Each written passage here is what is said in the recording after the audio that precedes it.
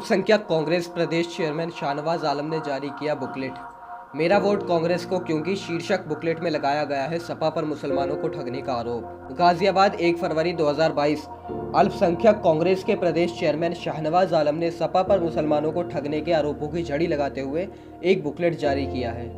लोनी से कांग्रेस प्रत्याशी और अल्पसंख्यक कांग्रेस के जिला अध्यक्ष यामीन मलिक के चुनावी कार्यालय पर मेरा वोट कांग्रेस को क्योंकि प्रेस कॉन्फ्रेंस कर जारी किया गया। आइए आपको लेकर चलते हैं यामीन मलिक के कार्यालय पर, जहां यह प्रेस वार्ता हो रही है। देखिए, इस पूरे चुनाव में एक बात आप लोगों ने गौर की होगी कि कांग्रेस पार्टी ने बहुत सारे युवाओं को और ख़ास तौर से पिछड़े समाज के लोगों, अल्पसंख्यक समाज के युवाओं को काफ़ी संख्या में टिकट दिया है। इस तरीके से हम एक भविष्य की नई राजनीति के लिए प्रियंका गांधी जी कोशिश कर रही हैं। दूसरी तरफ आपने ये भी देखा होगा कि समाजवादी पार्टी ने मुसलमान प्रत्याशियों से दूरी बनाई है। यहाँ तक कि मुजफ्फरनगर जैसे मुस्लिम बहुल ज़िले में भी समाजवादी पार्टी ने मुसलमान प्रत्याशी नहीं दिया।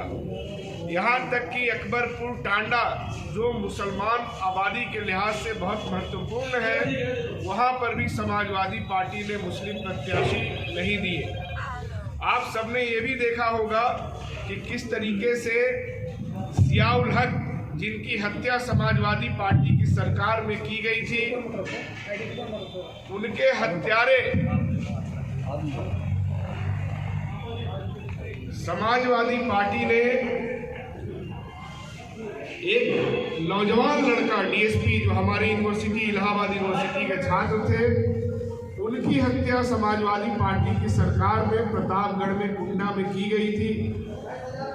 जियाउल हक उनका नाम था।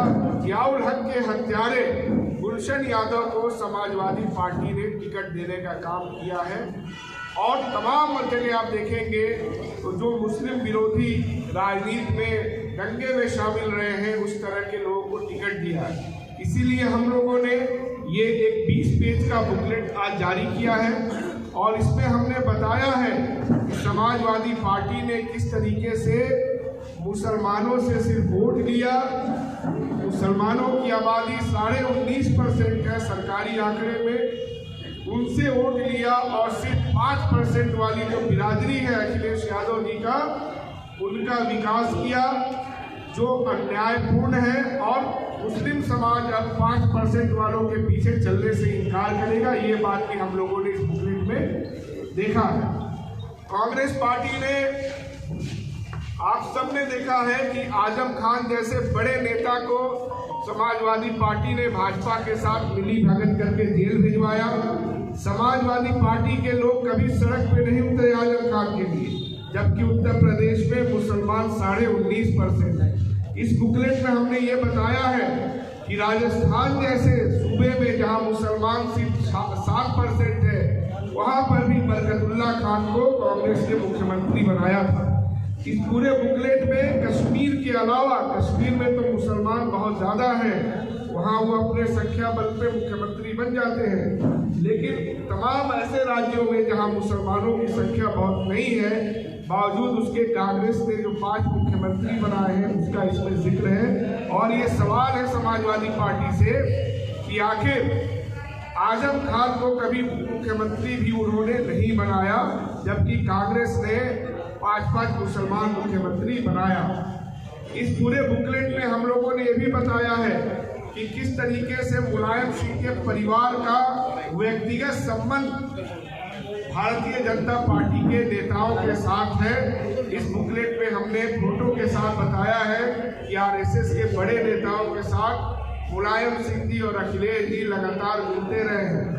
हमने ये भी बताया है कि 2019 के चुनाव में किस तरीके से अखिलेश यादव के पिता मुलायम सिंह ने संसद के अंदर ये कहा था कि वो चाहते हैं कि मोदी जी दोबारा प्रधानमंत्री बने। तो ये बुकलेट में हम लोगों ने दिया है। अंसारियों के लिए, बुनकरों के लिए कांग्रेस पार्टी ने क्या किए हैं, ये तमाम मसले भी इस पूरे बुकलेट में हमने दिया है। उर्दू के लिए कांग्रेस पार्टी ने क्या किया, ये भी है। 8 अक्टूबर 1989 को उत्तर प्रदेश में कांग्रेस की सरकार ने उर्दू को दूसरे राजभाषा का दर्जा दिया, ये बात भी इस बुकलेट में हम लोगों ने बताया है। 19 सितंबर 1980 को कांग्रेस की सरकार जब थी वीपी सिंह की, तो हमने रोडवेज की बसों पे उर्दू में लिखने का चलन शुरू किया था। तो उर्दू का सवाल हो, चाहे कुरैशियों का सवाल हो, चाहे मुसलमान पसमानदा तबके, इसमें हमारे मलिक साहब भी आते हैं, इन तमाम कमजोर तबकों के लिए कांग्रेस ने क्या किया है, ये पूरा एक बुकलेट है और इसमें समाजवादी पार्टी में तमाम तरह के सवाल उठाए गए हैं। हमने इस बुकलेट में ये भी बताया है कि जब अखिलेश जी की सरकार थी तो उनके पूरे परिवार में सैफई कुनबा, एक तरह से जो सैफई गिरोह है, उस गिरोह में जितने लोग भी शामिल थे, मुख्यमंत्री से लेके मुलायम सिंह जी तक, शिवपाल जी उस समय तत्कालीन प्रदेश अध्यक्ष थे, इनके परिवार से आने वाले धर्मेंद्र यादव से लेकर के तेज प्रताप यादव, तमाम लोगों का हमने ब्यौरा दिया है कि उनके पूरे कार्यकाल में एक भी ओएसडी मुसलमान नहीं था इनके यहाँ। हमने नाम के साथ बताया है कि अखिलेश यादव जब मुख्यमंत्री थे तो उनके घर पे कौन कौन अधिकारी थे, उनके निधि सचिव कौन थे, पंचम दल में उनके सचिव कौन थे, ओएसडी कौन थे। उसी तरह मुलायम सिंह जी राष्ट्रीय अध्यक्ष जब थे तो उनके 9 निधि सचिव थे, जिसमें सिर्फ यादव बिरादरी के लोग थे, एक भी उसमें मुसलमान नहीं था। तो हम आंकड़ों के साथ ये बताना चाहते हैं मुसलमानों को, अल्पसंख्यकों को, और आपके माध्यम से, प्रेस कॉन्फ्रेंस के माध्यम से आवाम को बताना चाहते हैं कि समाजवादी पार्टी ने मुसलमानों से सिर्फ वोट लिया है और मुसलमानों के विकास के लिए उन्होंने कुछ भी नहीं किया है। यहाँ तक कि अब मुसलमानों के हथियारों को भी, गुलशन यादव जैसे लोगों को भी टिकट देने का काम वो कर रही है। ये तमाम बातें आज ये जो बुकलेट जारी किया गया है इसमें ये है। देखिए, कांग्रेस पार्टी आंदोलन से निकली हुई पार्टी है, बहुत सारे लोगों को वहम है, भ्रम है, लेकिन हमने पहले भी दिखाया है कि कांग्रेस के पास जनाधार है। और प्रियंका गांधी जिस तरीके से डोर टू डोर कल यहाँ पे आई थी नोएडा में, वो आने वाले दिनों में तमाम प्रत्याशियों के बीच जा रही है। उनको जिस तरह से समर्थन मिल रहा है उसकी बुनियाद पे हम कह सकते हैं कि उत्तर प्रदेश में कोई भी गैर भाजपा सरकार बिना हमारे जो यामीन मलिक जैसे जो युवा विधायक होंगे, बिना उनके समर्थन का नहीं बदलेगा। आप किसी को समर्थन करने को? एक मैंने बात कही कि बिना कांग्रेस के कोई सरकार नहीं चलने जा रही है, ये बात जमीन पे आप जाके देख सकते हैं। मैं पिछले एक हफ्ते से बुलंदशहर के तमाम सीटों पे घूम रहा हूँ, वहाँ पार्टी ने मुझे लगाया है, हम वहाँ से भी निकल रहे हैं, वहाँ से भी हम जीत रहे हैं।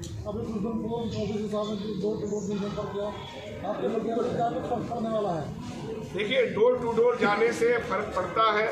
कल सबने देखा कि किस तरीके से प्रियंका गांधी जी से मिलने की कोशिश कर रहे हैं, एक विकलांग का चप्पल उसके पैर से निकल गया, प्रियंका गांधी जी ने उनका चप्पल खुद ले जा करके अपने हाथ से उनको पहनाया। इस उत्तर प्रदेश को ऐसे नेताओं की ज़रूरत है जो जनता के साथ खड़े हो। उत्तर प्रदेश की जनता ठोक दो, मार दो, धमकी देने वाले जितने नेता हैं, चाहे वो अखिलेश जी हो, चाहे मायावती जी तो मान लीजिए गायब ही हो गई, या योगी जी हो, उनके मुकाबले वो ऐसे नेता को पसंद करेंगे जो उनके साथ कंधा से कंधा मिला के लड़े, जो उनके लिए 3 दिन तक सीतापुर की जेल में बंद हो जाए।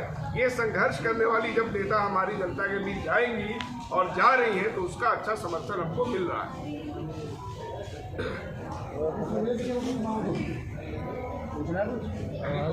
नहीं, अब मेरा क्वेश्चन ये है आपसे, आपने सपा को प्रथम टारगेट करा, जबकि सपा केवल मुसलमानों के नाम पर वोट लेती है। तो आजम खान को उनके पुत्र को अब भी टिकट दिया है, तो इस आधार आपने जो पूरा इसमें ओबीसी में कहा जो सैफई कुनबा गिनवाया है, तो आप अब ये बात जनता के बीच या मुस्लिमों को कैसे समझाएंगे कि आपने गठबंधन ही किया था? ये हमारी गलती थी। कई बार क्या होता है कि आपका जेब कट जाता है ट्रेन में चलते हुए, तो दूसरी बार आदमी चौकन्ना हो जाता है ना।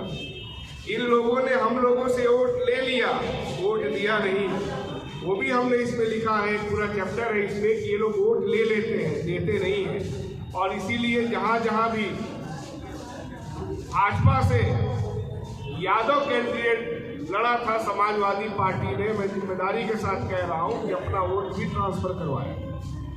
चाहे वो जौनपुर का नदीम जावेद साहब की सीट हो जो गठबंधन से हम लड़ रहे थे, वहां पे गिरीश यादव आ गए भाजपा से और अखिलेश यादव ने अपने वोट ट्रांसफर करवाए। वहाँ बलिया के सिकंदरपुर विधानसभा में जियाउद्दीन रिजवी इसी वजह से हार गए क्योंकि समाजवादी पार्टी ने संजय यादव जो भाजपा से लड़ रहे थे उनको अपना वोट ट्रांसफर करवाया। ये सब बातें हम लोगों ने जो अनुभव किया है उसके आधार पर हम कह सकते हैं कि 2017 में जो हमने गठबंधन किया था उसमें वो हमारी गलती थी, लेकिन एक बार ठगी हो जाने के बाद दोबारा आदमी चौकन्ना हो जाता है। जनाब, अब अगर सपा सरकार आपसे कांग्रेस से समर्थन मांगती है सरकार में, तो क्या करेंगे समर्थन? देखिए, ये तो 10 तारीख को तय होगा, ये तो 10 तारीख को ही तय होगा और राजनीति में आप 2 दिन बाद के बारे में नहीं बता सकते। देखिए, समाजवादी पार्टी के ऊपर हम लोगों ने जो आरोप लगाया है वो ठगी का, ठग लोग, और जो कम समझदार लोग होते हैं उनको ठगना आसान होता है क्योंकि मुसलमानों में शिक्षा कम है। ये जो 2012 में इन्होंने वादा किया था आरक्षण देने का, ये वादा संवैधानिक ही नहीं है क्योंकि भारत में धर्म के आधार पर किसी को आरक्षण नहीं मिलता। तो एक तो इस तरह से वादा करके उन्होंने संविधान के मूल्यों के खिलाफ काम किया था। जाहिर सी बात है ये वादा हो नहीं सकता था पूरा, लेकिन वोट लेने के लिए किस तरीके से मुसलमानों को गुमराह किया गया, क्लियर हुआ। ये वादा पूरा नहीं हो सकता क्योंकि भारत का जो संविधान है वो धर्म के आधार पर आरक्षण दे ही नहीं सकता, जाति के आधार पे, वर्ग के आधार पे मिल सकता है। इसीलिए हम लोगों की मांग रहती है कि जो ओबीसी मुसलमान है 27% मिलने वाले आरक्षण में 10% ओबीसी मुसलमानों के लिए कोटा बनाया जाए। मनमोहन सिंह सरकार ने एक कोशिश की थी कि जो ओबीसी मुस्लिम है उनको 10% का कोटा बना दिया जाए, लेकिन इसका विरोध मुलायम सिंह जी ने संसद के अंदर किया। एक सवाल है, कांग्रेस ने मुस्लिम बहुत बड़े बड़े नेता दिए हैं, मुख्यमंत्री, लेकिन मुस्लिम वर्ग कांग्रेस हटके सपा की तरफ कैसे चला? देखिए, समय के साथ बहुत सारी चीजें होती हैं। एक जमाने में भारतीय जनता पार्टी की सिर्फ 2 सीटें होती हैं, आज वो बहुमत के साथ। फिर समय पलटेगा, समय तो चलता रहता है, हमारा भी समय आएगा, हमारा तो दौर आएगा, समय की आएगा। देखिए, विकास कार्य का तो हमने घोषणा पत्र बना रखा है, अभी हम पढ़ के आपको बता देंगे। बता दो क्या क्या आपके मुद्दे बता दीजिए, अहम मुद्दे आपके क्या क्या, किन मुद्दों में चुनाव लड़ना चाह रहे हैं? पहले मैं बता दूं, हाँ, ये पढ़ लड़कियों के लिए गर्ल्स डिग्री कॉलेज, छात्राओं को स्मार्टफोन स्कूटी, छात्रों के लिए डिग्री कॉलेज, प्रत्येक वार्ड तथा प्रत्येक गांव छात्रों के लिए निःशुल्क लाइब्रेरी, 2 बड़े सरकारी अस्पताल आधुनिक सुविधाओं के साथ, कोई भी वो बीमारी मुफ्त होगा, 10 लाख का इलाज हमारी पार्टी का मैनिफेस्टो में है। महिलाओं के लिए अस्पताल, डिलीवरी ऑपरेशन की सुविधाओं के साथ, प्रत्येक वार्ड तथा प्रत्येक पुराने स्वास्थ्य केंद्र डिस्पेंसरी का नवीनीकरण तथा नए स्वास्थ्य केंद्रों का निर्माण। क्या सवाल है, पूछिए। महिलाएं सवाल पूछे। सुरक्षा को लेकर कुछ ऐसे अहम मुद्दे जो आपके मैनिफेस्टो में जब सुरक्षित रहेंगे तभी तो इन सारी सुविधाओं का। देखिए, महिलाओं के लिए हमारी दीदी प्रियंका गांधी जी ने, जैसे अगर यहाँ पर 4 थाने हैं तो उन 4 थानों में से एक महिला SHO बनेगी, एक जो थानाधिकारी होगी एक महिला होगी, और महिलाओं की सुरक्षा के लिए जो महिला लगाई जाएंगी तो महिलाओं की सुरक्षा करेंगी। और जैसे आपने रोगी में आए दिन महिलाओं के बाजारों पर छिन जाते हैं, आए दिन फोन छिन जाते हैं, लूट हो जाती है, इनका भी पूरा जो इनको सिक्योरिटी चाहिए वो सब दी जाएगी। सिर्फ ये महिला को ही दी जाएगी या पूरी लोनी को दी जाएगी? पूरी महिलाओं के लिए सवाल पूछा है। बाकी मैं लोहनी के अंदर क्राइम कंट्रोल पे अगर आपकी सरकार या विधायक देखिए, या किसी लोहनी के अंदर जितना क्राइम बढ़ रहा है हम इसको समाप्त करने की पूरी कोशिश करेंगे। जितना यहाँ पे गुंडागर्दी है, गुंडागर्दी भी हम लोगों के बीच के लोग ही करते हैं, उनको समझाने की जरूरत है। और जब यहाँ पे कोई पुलिस अधिकारी आता है तो आपको पता थाने में मोटी रकम देके आता है और इसमें भी क्राइम बढ़ाने की पूरी साजिश होती है, क्योंकि उनको पैसा वसूलना होता है। तो इस पे पूरा ध्यान दिया जाएगा क्राइम कंट्रोल पर। सर आप अपना प्रतिद्वंदी किसे मान रहे हैं लोनी में?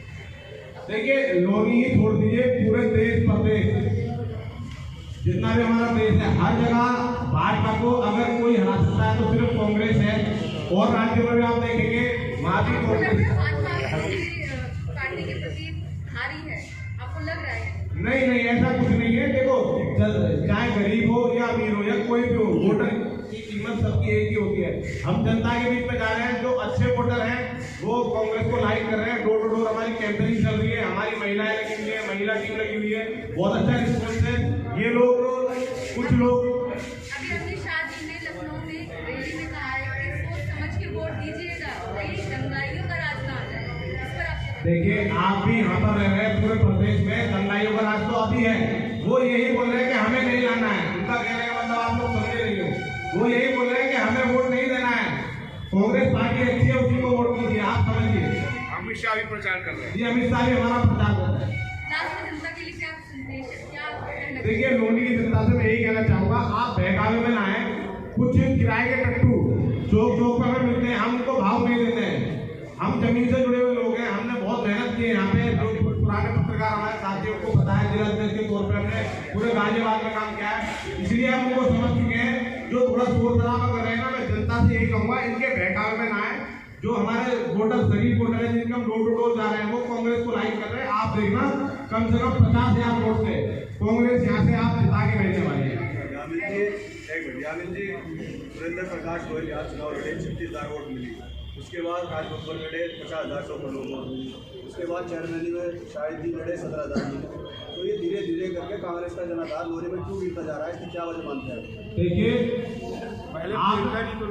देखिए, आपने समय के साथ साथ गिरता ग्राफ बताया, जहाँ तक गिरना था ग्राफ वो गिर गया। अभी हमारी बहन प्रियंका जी यूपी के अंदर है, हमारा ग्राफ बहुत बड़ा है। अभी मैराथन चले, उसके अंदर स्टार्टिंग में जब मैराथन हो रहे थे तो हर जिले में 10,000 लड़कियां आ रही थी। उसके बाद 12,000, 14,000, 16,000, 20,000 तक लड़कियों का जो मैराथन हुआ है। उससे हमें पता चलता है कि लोग चाहते हैं कांग्रेस आए। जमीनी सतह पर, जमीनी मुद्दों पर, तालीम, रोजगार, ताउम्र, आपके लोनी स्तर पर आपके मैनिफेस्टो में सब शामिल है। हाँ, सब कुछ शामिल है। आप मैनिफेस्टो लेके जाइए। एक बहुत बड़ा मसला जल निकासी का है, आपने अपने मैनिफेस्टो में लोनी स्तर पर शामिल किया है। जी, जल निकासी का मुद्दा हमने शामिल करा। अगर यहाँ से सीट नहीं निकलती, अगर आपको किसी सरकार को बाद में समर्थन देना पड़ा तो क्या उसको आप उठाएंगे? जल निकासी का जो मुद्दा है, जल निकासी का मुद्दा हम पहले भी एडीएम को ज्ञापन दे चुके हैं और अब की बार हम जोर जोरों से, पहली बार तो हम जीत के जा रहे हैं, हम काम कराएंगे, आप देखना। आपका जनाधार दिन प्रतिदिन बढ़ता जा रहा है, उसके पीछे कोई खास कारण? देखिए, हम मेहनत कर रहे हैं, आप देख सकते हो, डोर टू डोर कैंपेनिंग, और हम हर समाज के पास जा रहे हैं। और दलित समाज से भी इतना अच्छा रिस्पॉन्स है, वो भी चाहते हैं कि उनको पता है कि बहन जी ने उनके लिए कुछ नहीं किया, सिर्फ ठगी की है। दलित समाज से भी हमारे पास बहुत अच्छा रिस्पॉन्स है और हम उनके घर घर जा रहे हैं, उनके लोग भी हमें मिलते हैं, मीटिंग भी होती है, तो बहुत अच्छा रिस्पॉन्स है। कोई दिक्कत नहीं है, आप सब लोग देखते रहे और इंशाल्लाह सीट निकलने वाली है।